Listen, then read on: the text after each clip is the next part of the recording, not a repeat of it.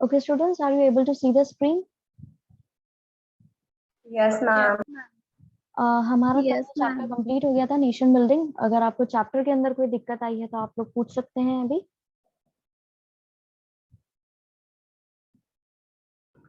Yes, ma'am. हाँ जी, बोलिए। Ma'am page number 22 last para जो है ना, एक मिनट, मैम एक बार पेज नंबर कौन सा बोला था आपने? Ma'am 22 second para. Okay, 22।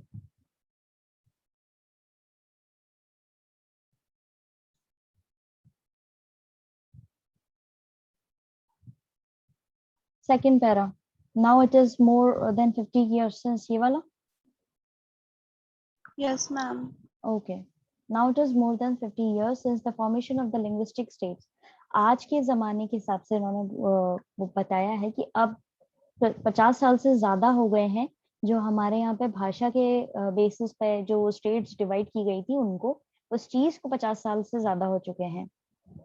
We can say that linguistic states and the movements of the formation of these states change the nature of democratic politics and leadership in some basic ways. हम आज कह सकते हैं कि जो भाषा के हिसाब से जो ये भाषा पर बेस्ड स्टेट्स बनाई गई हैं और जो ये मूवमेंट्स चलाए गए थे उस समय में किस तरीके से चीजें हुई थी कि कैसे ये राज्य जो है डिसाइड किए गए थे कि कौन सी राज्य की क्या सीमा होगी, कौन सी भाषा यहाँ पे बोली जा रही है, उस हिसाब से जो किया गया था, जो बदलाव लाए गए थे, उसका कहीं ना कहीं हमारी आज की जो डेमोक्रेटिक पॉलिटिक्स यानी हमारी राजनीति जो है उस पर और जो लीडरशिप है उस पर भी कई चीजों का असर पड़ा है।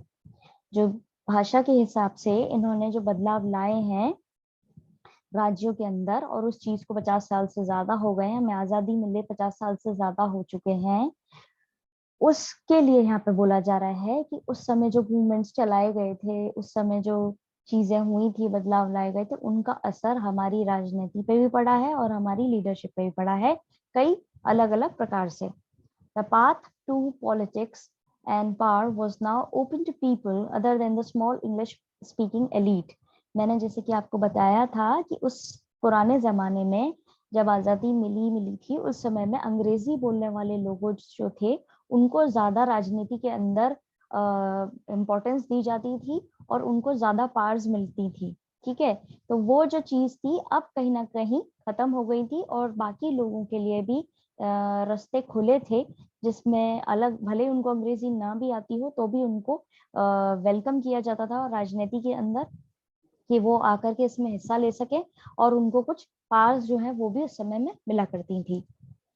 Linguistic reorganization also gave some uniform basis to the drawing of state boundaries. अब ये जो लैंग्वेज के बेसिस पर रीऑर्गेनाइज की गई थी सारी स्टेट, उससे कुछ ना कुछ यूनिफॉर्म बेसिस भी मिला था, यानी कि एक प्रॉपर उस चीज को शेप भी मिला था, एक अच्छे लेवल पे एक सारी इक्वली उनको देखा गया था जिसकी वजह से उनकी स्टेट बाउंड्रीज जो है प्रॉपरली ड्रॉ हो पाई थी।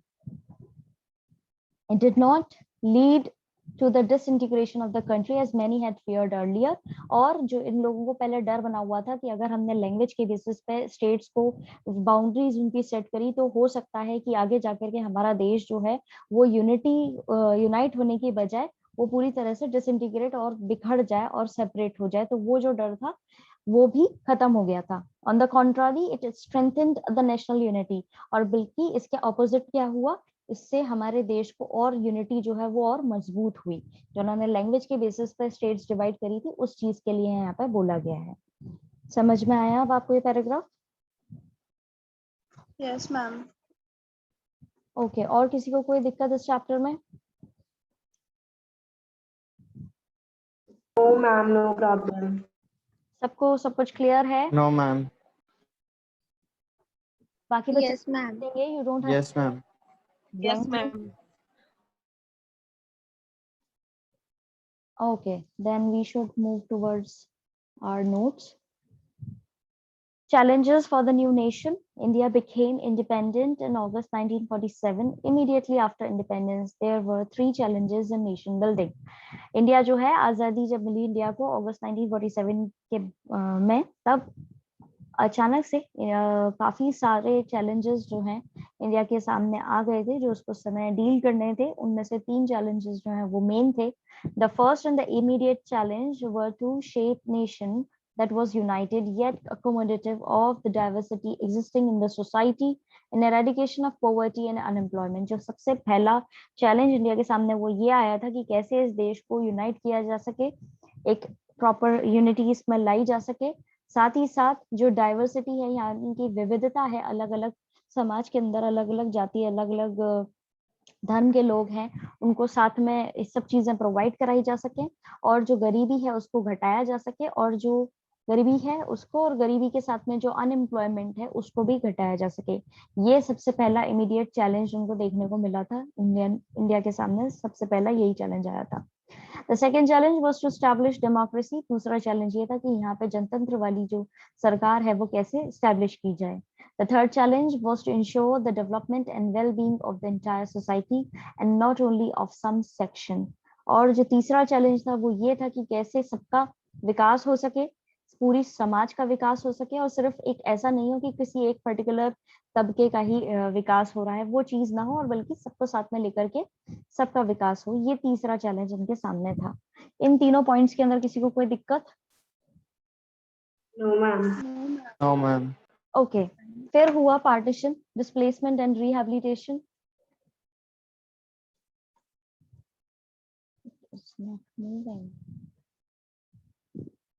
ओके, तो जो दूसरी चीज हुई थी वो था पार्टीशन, डिस्प्लेसमेंट एंड रिहैबिलिटेशन, के लोगों को डिस्प्लेस किया गया था, एक जगह से दूसरी जगह पे उनको शिफ्ट किया जाना था पार्टीशन के दौरान, और उसके काफी कॉन्सिक्वेंसेस जो है वो खराब रहे थे, और काफी ज्यादा हार्श चीजें उस समय में हुई थी।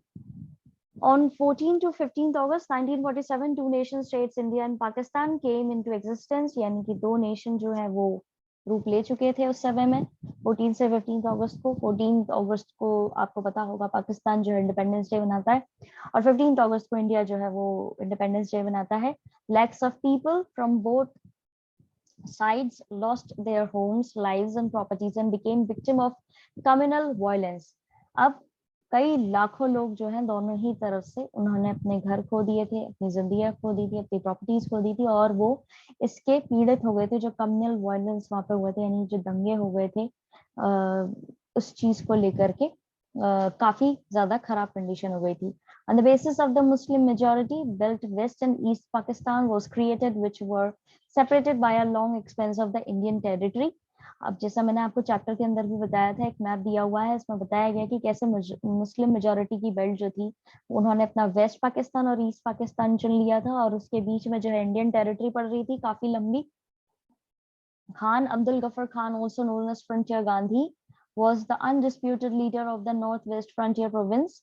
Despite his opposition, NWFP was merged with the Pakistan।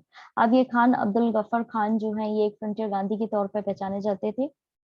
उस समय में ये बिल्कुल अनडिस्प्यूटेड लीडर थे, इनकी कोई वाद विवाद में इनका रोल नहीं था, और इन्होंने पूरी तरीके से इस चीज का अलग नेशन बनाने का बिल्कुल विरोध किया था।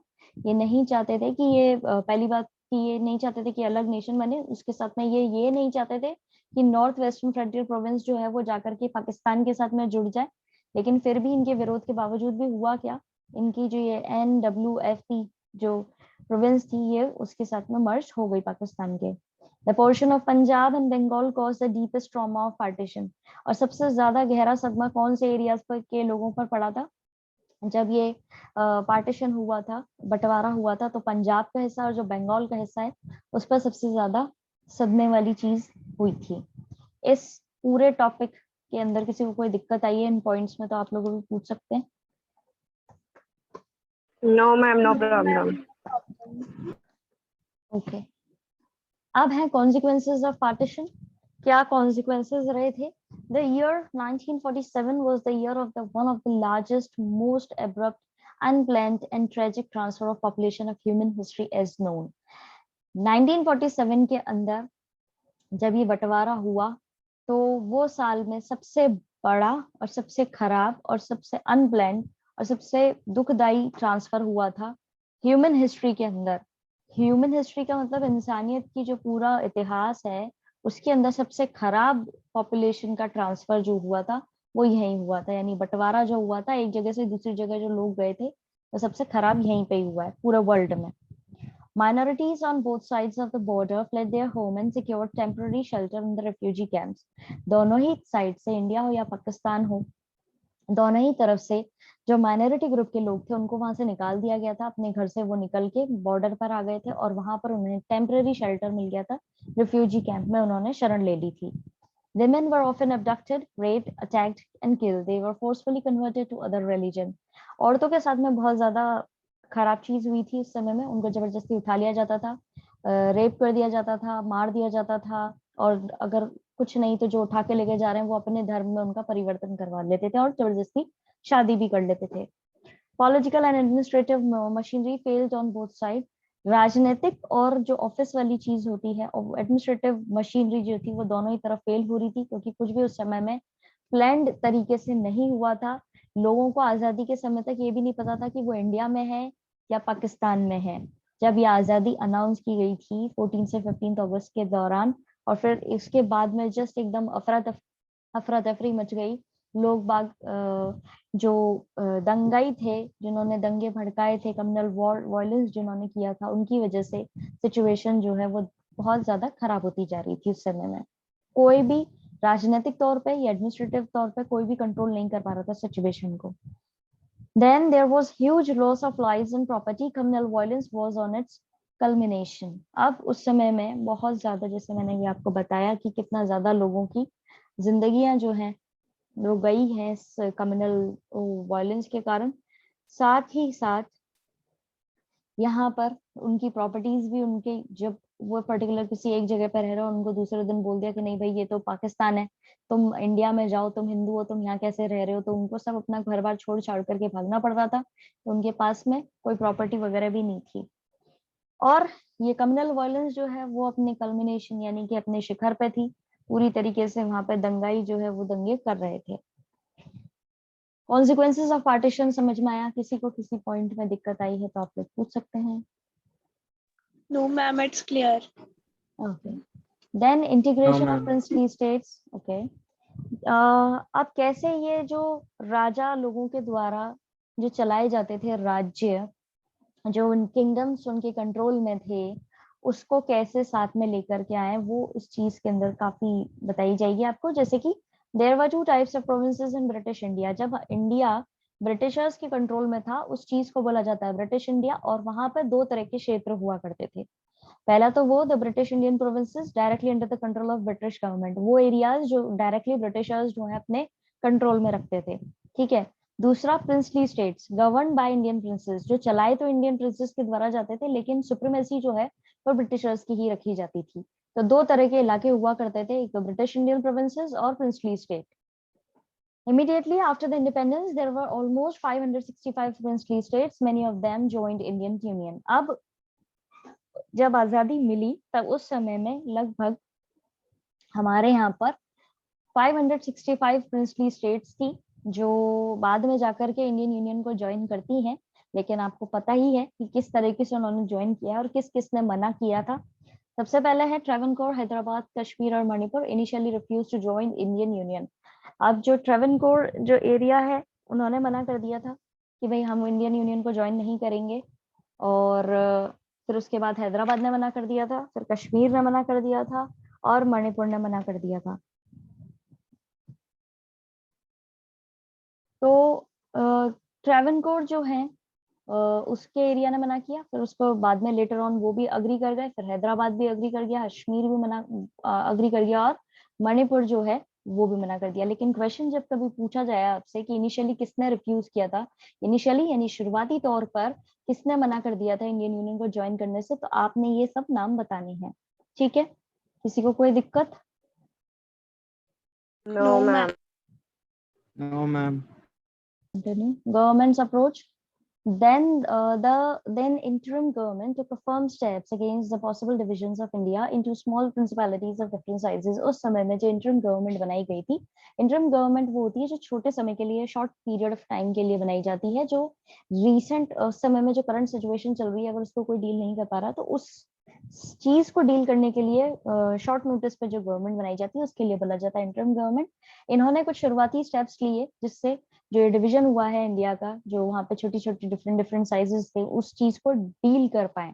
ठीक है, जो वो डिमांड कर रहे थे कि हम ज्वाइन नहीं करेंगे। और अब ये जो ट्रैवनकोर, कश्मीर, हैदराबाद और मणिपुर जो है, इन्होंने क्यों मना किया था, जैसा हमने चैप्टर के अंदर भी पढ़ा था, इसका सिंपली एक रीजन था कि ब्रिटिशर्स जो थे, जब वो इंडिया छोड़ रहे थे और इंडिया के उन्होंने दो टुकड़े ऑलरेडी कर दिए थे, तो उन्होंने जाकर के ये जाते जाते ये बात बोल दी थी कि तुम अब आजाद हो, जितनी भी प्रिंसली स्टेट्स हैं तुम आजाद हो, तुम चाहो तो इंडियन यूनियन जो है उसको ज्वाइन कर लो, तुम चाहो पाकिस्तान को ज्वाइन कर लो, और तुम चाहो तो खुद इंडिपेंडेंट नेशन बन जाओ। इसलिए इन लोगों ने मना किया था कि हम जो है इंडियन यूनियन को ज्वाइन नहीं करेंगे, पाकिस्तान को ज्वाइन नहीं करेंगे, और हम जो है वो इंडिपेंडेंट नेशन बनेंगे। तो इसीलिए जो अलग अलग साइज की जो छोटे छोटे डिवीजन होने वाले थे, उसको डील करने के लिए इंटरिम गवर्नमेंट जो है सेट की गई थी, उन्होंने कुछ स्टेप्स लिए थे। The governments approach was guided by 3 considerations. अब जो गवर्नमेंट की अप्रोच थी, किस तरीके से उन्हें ये चीज से डील करना था, उसके लिए उन्होंने 3 पॉइंट्स रखे। The people of most of the princely states clearly wanted to become part of the Indian union. अब अधिकतर लोग जो थे इन राजा द्वारा चलाए जाने वाले राज्यों के, वहां की जो जनता थी, वो पूरी तरह से क्लियर थी कि उनको हिस्सा बनना है इंडियन यूनियन का। अब कौन नहीं चाहेगा कि उनको अपने राजा के रूल से छुटकारा मिले और उनको इक्वल ट्रीटमेंट मिले। तो सब लोग अग्री कर रहे थे, तो वो लोग चाहते थे कि ये सब सेट हो जाए। फिर सेकंड था, the government was prepared to be flexible and giving autonomy to some regions. और सरकार जो है वो उस समय में इतनी फ्लेक्सिबल थी कि वो अग्री कर चुकी थी कि ठीक है, कुछ रीजन्स को हम ऑटोनॉमी दे देंगे, यानी कि उनको अपने हिसाब से स्वराज्य जो है उनका चलने देंगे। हालांकि वो इंडियन यूनियन में काउंट होंगे, लेकिन उनको कुछ डिसीजंस जो है वो अपने हिसाब से लेने देंगे। थर्ड था, consolidation of the territorial boundaries of the nation had assumed supreme importance. और सबसे इम्पोर्टेंट पॉइंट यही था कि वहां पर बाउंड्रीज जो हैं, वो नेशनल बाउंड्रीज जो हैं, उसको इम्पोर्टेंस दी गई थी कि सबसे पहले तो देश कहाँ से कहाँ तक है, कितना इस हिस्सा इंडिया का कहलाएगा, वो करना बहुत जरूरी था। तो ये गवर्नमेंट की अप्रोच थी, जिसके अंदर 3 पॉइंट्स उन्होंने लेकर के काम करना था। समझ में आया किसी को कोई दिक्कत? No, ma'am, no No, problem. ma'am, no problem. फिर है No, reorganisation ma'am. Of states, किस तरीके से स्टेट्स जो है रीऑर्गेनाइज की गई। During national movement, Indian National Congress recognized the demand of state reorganization on linguistic basis. अब जब ये नेशनल मूवमेंट चल रहा था, तब इंडियन नेशनल कांग्रेस जो थी पार्टी, कांग्रेस पार्टी, उनको समझ में आ गया था कि जो ये डिमांड है स्टेट रीऑर्गेनाइजेशन की, वो किसके बेसिस पे होनी चाहिए, लैंग्वेज के बेसिस पे होनी चाहिए। ये कब चल रहा है नेशनल मूवमेंट, जब आजादी नहीं मिली है, उससे पहले की बात है ये। तब से इनको ये इन चीज समझ में आ गई थी। After independence the idea was postponed because the memory of the partition was still fresh and the fate of princely state had not been decided.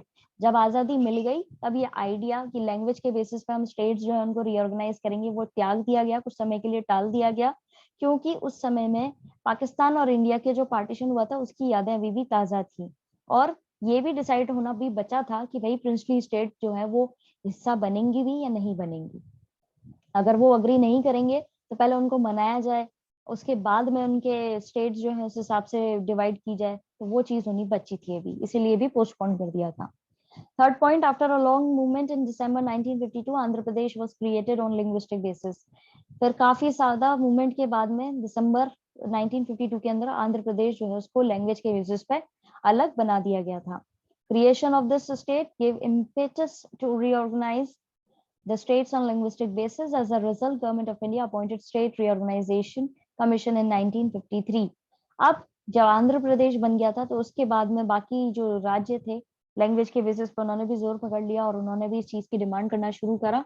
फिर इसके हिसाब से ही सरकार को वहां पर एक कमीशन बिठाना पड़ा, स्टेट रीऑर्गेनाइजेशन कमीशन 1953 के अंदर, कि जो अब डिसाइड करेगा कि कौन सी स्टेट कहाँ पे कितनी उसकी जगह होगी, क्या लैंग्वेज कहाँ पे कौन सी बोली जाती है, उस हिसाब से इनका काम था।